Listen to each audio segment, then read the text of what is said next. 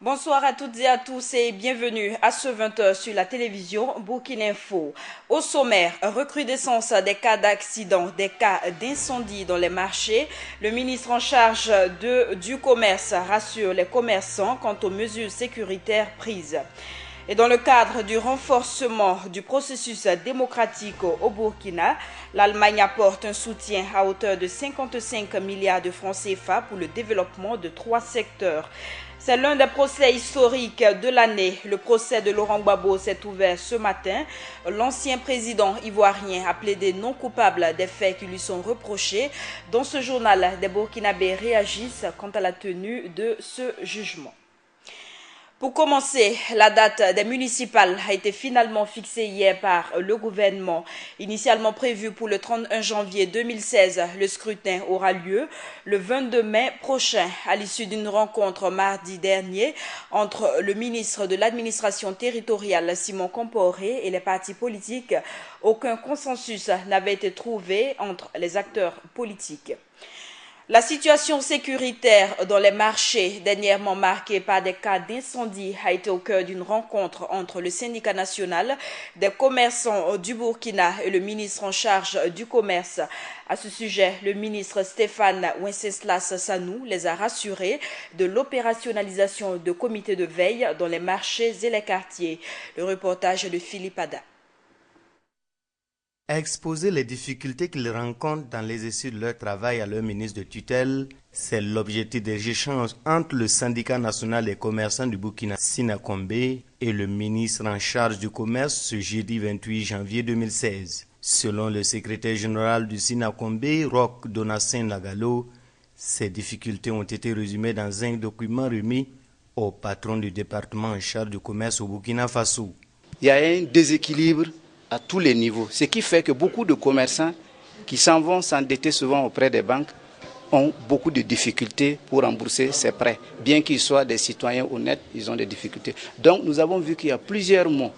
En dehors de ça, en ce mois de janvier, nous voyons que à travers l'étendue du territoire, il y a des gens qui se permettent de semer du désordre dans les yards en brûlant.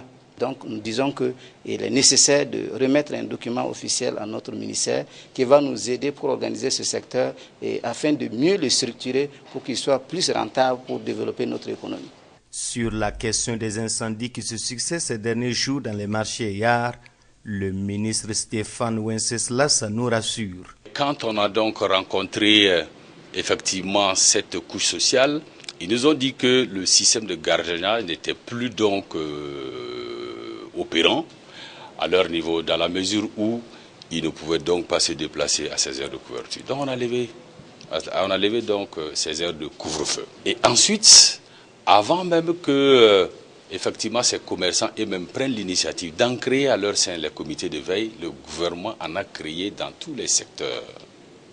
Et puis, comme il y a cette volonté politique de tout le peuple à faire arrêter donc ces incendies-là, si c'est du fait de l'homme, aujourd'hui, ceux-là qui le faisaient savent qu'ils sont en point de mire. Vous ne pourrez plus faire si on ne vous arrête pas. Le document soumis à son analyse connaîtra une réponse d'ici à une semaine, dixit Stéphane Wenceslas Sanou. Après l'installation officielle des ministres, place à la prise de contact. Le ministre de la fonction publique, Clément Sawadogo, a échangé cet après-midi avec les directeurs des ressources humaines de l'administration publique. Il a appelé chacun d'entre eux à plus de professionnalisme, plus de rigueur dans le travail. Le ministre Clément Sawadogo leur a également exposé ses attentes dans ce reportage de Joël Zoundi. Tous, ou presque, étaient là.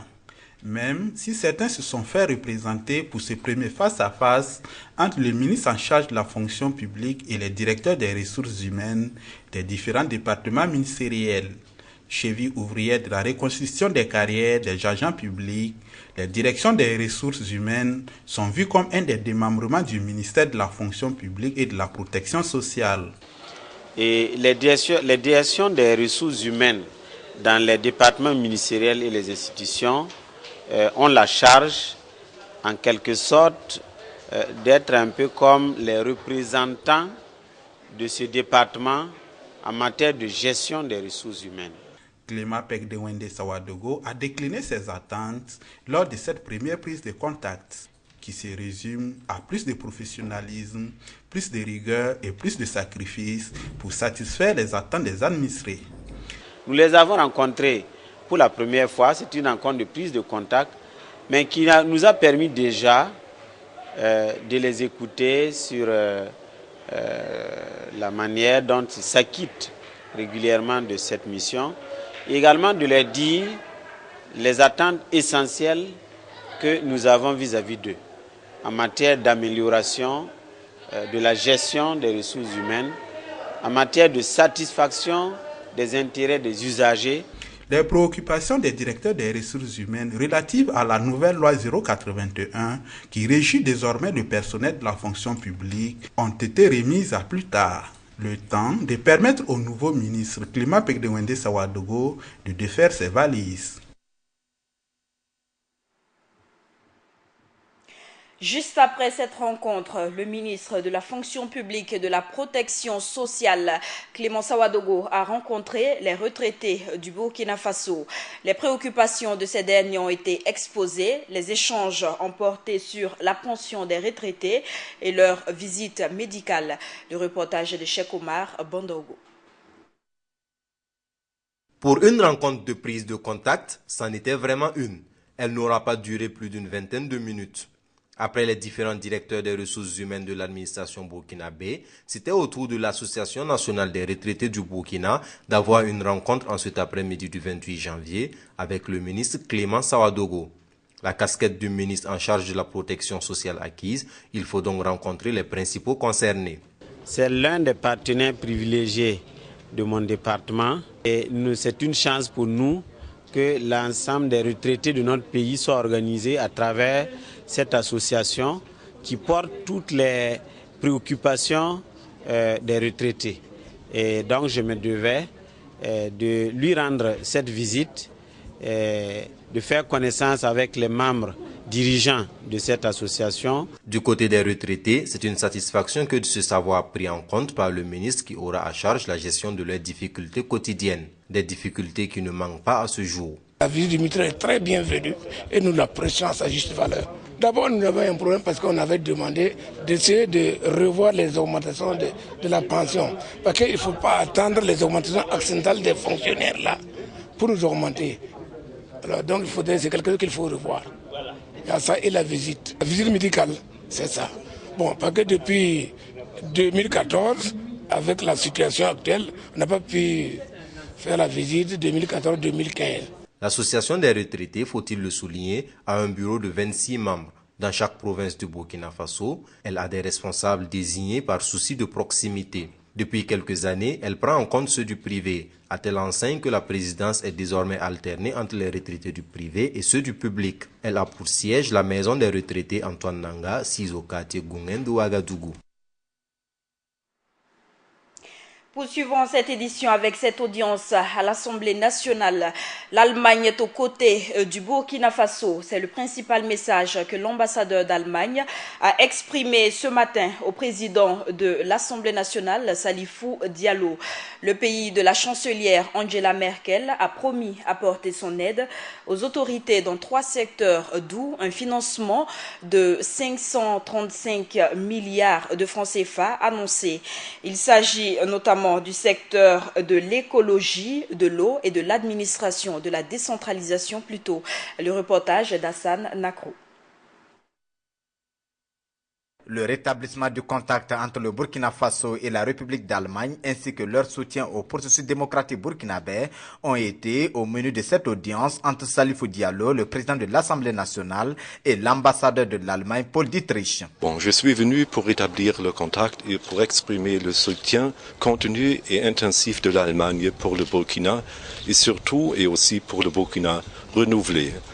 On apprécie beaucoup le processus démocratique qui s'est déroulé. On veut exprimer que l'Allemagne est aux côtés du Burkina aussi dans le temps difficile et on a détaillé un peu les programmes de collaboration que l'Allemagne poursuit ici. 55 milliards de francs CFA, c'est le financement attendu par l'État burkinabé auprès de la République d'Allemagne pour le développement de 3 secteurs clés, à savoir l'écologie, la décentralisation et l'eau, a laissé entendre l'ambassadeur à la sortie de leur rencontre. Notre collaboration avec le Burkina continue en pleine force. Pour les 3 années, on prévoit un montant de 55 milliards de francs CFA qui sont disposés dans le programme d'écologie, de décentralisation de l'eau. Plus on est ouverte pour un dialogue sécuritaire avec le Burkina Faso, surtout dans ce temps difficile. On veut soutenir le développement du secteur sécuritaire et on va apprendre plus des besoins des collègues burkinabés dans ce contexte. La question migratoire a été aussi au centre de leurs échanges selon le Dr Paul Dietrich. Outre, on a aussi dialogué sur les questions migratoires. Comme vous le savez, l'Allemagne est un récipient d'un immense nombre des migrants, des réfugiés. On s'intéresse aussi de voir des frontières et des régions frontalières bien développées dans nos pays partenaires.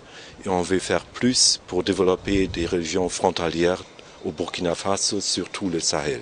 L'Allemagne compte aussi soutenir le Burkina Faso sur le plan sécuritaire dans les années à venir. La Chine-Taïwan apporte son soutien à l'organisation du 4e Forum d'Africalia 2016, prévu du 24 au 26 février prochain. La Chambre de l'industrie et du commerce, organisatrice de l'événement, a reçu de ce partenaire du Burkina un chèque de plus de 160 millions de francs CFA. Un geste fort apprécié des organisateurs d'Africalia. Philippe Ada. 163 989 250 francs CFA. C'est le contenu de l'enveloppe remise par la Chine-Taïwan à la Chambre de commerce et d'industrie burkinabé. C'est une somme répartie sur plusieurs postes pour accompagner l'organisation pratique d'Africalia 2016. L'ambassadeur Zheng Chonghong réaffirme à travers ce geste la volonté de son pays à renforcer la coopération économique des 2 États amis. On voudrait pousser encore plus fort pour que les échanges commerciaux entre notre pays peuvent encore plus de résultats satisfaisants pour tous les 2 côtés. Comme tout à l'heure, j'ai dit à M. le Président, depuis mon arrivée jusqu'à maintenant, j'ai toujours promu d'ouvrir une fenêtre, une vitrine des produits locaux burkinabés à Taipei. Mais jusqu'à maintenant, au niveau du gouvernement, il n'y a toujours pas de réponse. Mais je crois que c'est une bonne idée parce que les Taïwanais désirent connaître les produits de Burkina Faso, comme le beurre de qualité, comme le savon noir, comme sésame et pourquoi pas jus de mangue. La Taïwan n'est pas à son premier soutien à Africalia et le don de ce 28 janvier 2016 vient arracher une épine du pied de l'organisateur qui ne peut ici cacher sa satisfaction. Taïwan a décidé d'être un partenaire de la Chambre de commerce pour faciliter l'organisation du Forum Africalia. Nous nous en réjouissons et nous mesurons à sa juste valeur la contribution qui nous a été faite, contribution qui permettra une organisation pratique de l'événement et qui facilitera aussi la participation d'opérateurs économiques taïwanais. Et cela est très très important. Africalia, ce marché des affaires qui connaîtra la participation d'environ 35 entrepreneurs taïwanais, est prévu du 24 au 26 février prochain. Les organisateurs affirment que tout est fin prêt et la sécurité sera garantie à tous les participants. L'actualité, ce sont les agents du privé qui désormais sont appelés à effectuer leur service national pour le développement SND. Et la direction du SND justifie cela par une simple application de la loi fondamentale du Burkina. À peine annoncée, cette nouvelle mesure est saluée par les agents du privé. Pour ces derniers, la faisabilité doit être minutieusement étudiée. Et le reportage de Samba Kassile Traoré. Le Service national pour le développement SND est la structure chargée de la mise en œuvre du service civique au Burkina Faso. Auparavant réservé aux agents de la fonction publique, le SND sera désormais appliqué à ceux du secteur privé. Pour son directeur général, une seule raison explique cela. Nous sommes en train d'appliquer juste des dispositions de la loi fondamentale qui, à son article 10, dit que tout Burkinabé peut être requis pour le service national. Il doit répondre au service national lorsqu'il en est requis. Et la loi créant le SND précise que tout Burkinabé âgé de 18 à 30 ans doit faire son service national. Donc c'est en application de cette disposition-là que nous venons vers le privé. Depuis un certain temps, effectivement, le SND ne s'applique qu'aux structures, au secteur structuré, c'est-à-dire la fonction publique, les collectivités territoriales. Certains agents du secteur privé semblent apprécier l'application du SND dans leur structure. L'application du service national de développement au niveau du privé est une bonne chose. En ce sens que je pense que ça peut contribuer à l'agent d'adhérer aux idéaux de la République, élever aussi le sens du patriotisme. À la direction du service du SND, de voir avec les autorités du privé, notamment le patronat, pour voir dans quelle mesure ils peuvent appliquer la chose pour que les uns et les autres puissent se reconnaître dedans. Sincèrement, dimanche, personnellement, je pense que c'est une très bonne chose. Le fait que c'était des inégalités, il ne faut pas que d'autres subissent les services nationaux, le développement, et d'autres ne subissent pas ça. Le SND est un service national obligatoire à caractère civique et ayant essentiellement pour but le développement socio-économique du Burkina. Conformément au droit, c'est à la justice burkinabé de juger les présumés responsables des actes terroristes du 15 janvier. Une clarification apportée hier par le procureur du Faso, une clarification qui vient taire plusieurs polémiques. Selon elle, les autres pays peuvent proposer leur aide pour l'aboutissement de cette affaire, comme le fait la France. Face aux journalistes hier, le sort des dépouilles des assaillants a aussi été évoqué. Le reportage de Cheikh Omar Bandaougou.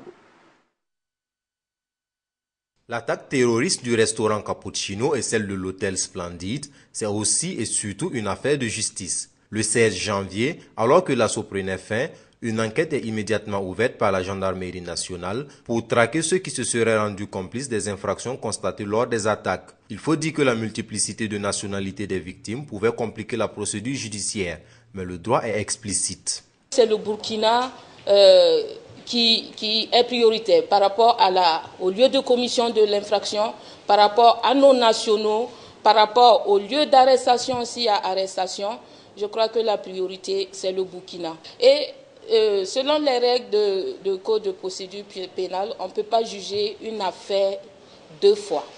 C'est dire que si ces terroristes sont jugés et condamnés ici, ils ne peuvent plus être jugés en France. Mais la France n'est pas restée sans rien faire. Elle a décidé d'apporter sa contribution à la résolution de cette affaire.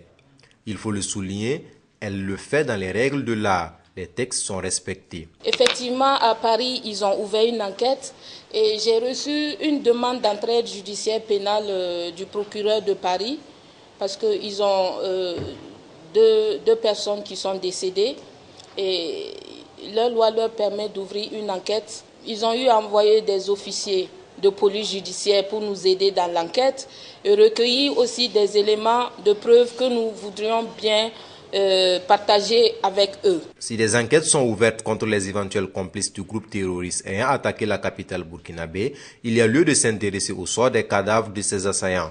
Et le procureur du Faso près le tribunal de grande instance de Ouagadougou s'est renseigné là-dessus. Ils n'ont pas encore été enterrés, les djihadistes. Parce qu'il se peut qu'on ait toujours besoin de leur corps. Lorsque les experts vont me dire qu'ils ont fini, ils n'ont plus besoin de recueillir des informations sur ces corps, nous allons voir comment procéder à leur enterrement. Nous allons déterminer le lieu après. Toujours dans le cadre de l'enquête, la gendarmerie continue ses appels à témoins. Elle s'engage par ailleurs à garantir la protection du témoin qui se serait déclaré. Plus d'une semaine après les attaques meurtrières de Tinakov et de Ouagadougou, l'enquête suit son cours. Des 8 personnes interpellées, un Burkinabé suspecté de complicité avec les terroristes est toujours en détention. Pour le procureur du Faso, il s'agit de situer le niveau de complicité de ce dernier. Le point des personnes interpellées dans le cadre de cette affaire a été dressé par le procureur Maïsa Sérémé. Le reportage de Cheikh Omar Bandogo. Le Burkina Faso, toujours sur la trace de ceux qui auront permis aux terroristes de perpétrer les attaques de Ouagadougou le 15 janvier dernier.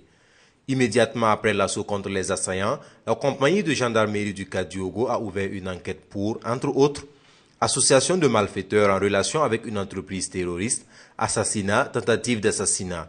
Objectif, débusquer les éventuels complices des assaillants tués. Dans la foulée, 8 personnes sont arrêtées. Parmi elles, un candidat à la présidence de la République du Niger, Adal Roubaït. Mais quel sort a été réservé à cet homme? Et il a été libéré par la suite parce que, au vu de l'exploitation des vidéos, il est ressorti qu'il n'était pas en contact avec ces djihadistes, voilà, ces terroristes.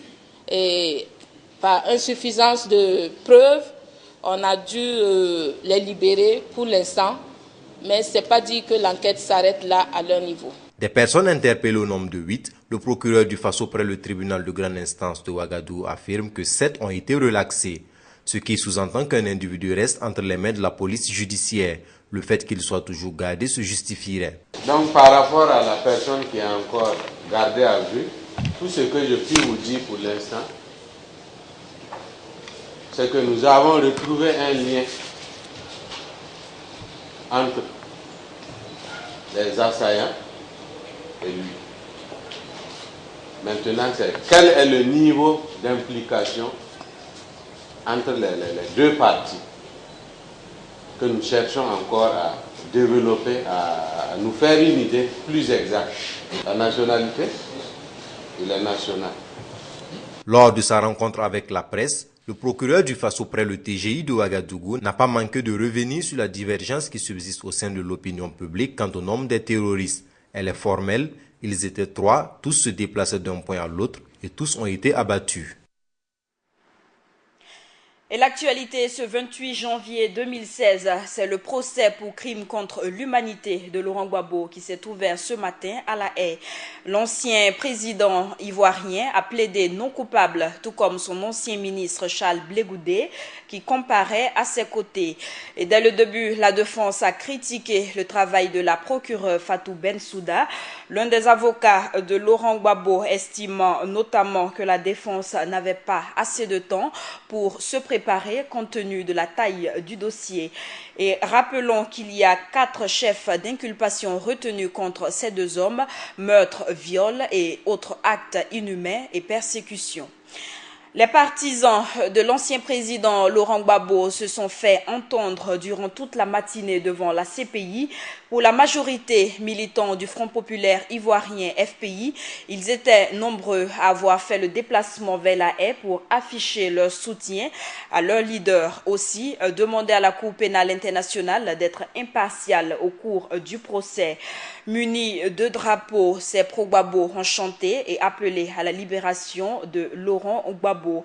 Et soulignons qu'ils étaient également très actifs sur les réseaux sociaux. Il n'y a pas que les Ivoiriens qui attendaient l'ouverture du procès Laurent Gbagbo. Touchés par la crise ivoirienne, les Burkinabés suivent de près ce qui se passe à La Haye. Quelques citoyens burkinabés réagissent. Les avis tournent autour de la partialité du jugement et l'expression du droit dans ce dossier. Le reportage est de Samba Kassile Traoré. Le procès de l'ancien président ivoirien Laurent Gbagbo s'ouvre ce 28 janvier 2015 à La Haye. C'est un procès qui semble attendu par la population de Ouagadougou, qui pense que ce serait une occasion à l'ancien président ivoirien de se défendre au vu de tout ce qu'il y a reproché. Pour le procès de Laurent Gbagbo, je dirais que c'est l'aboutissement d'une procédure. C'est attendu par beaucoup de gens. Parce que quand on dit procès, on donne l'occasion à l'inculpé de se défendre.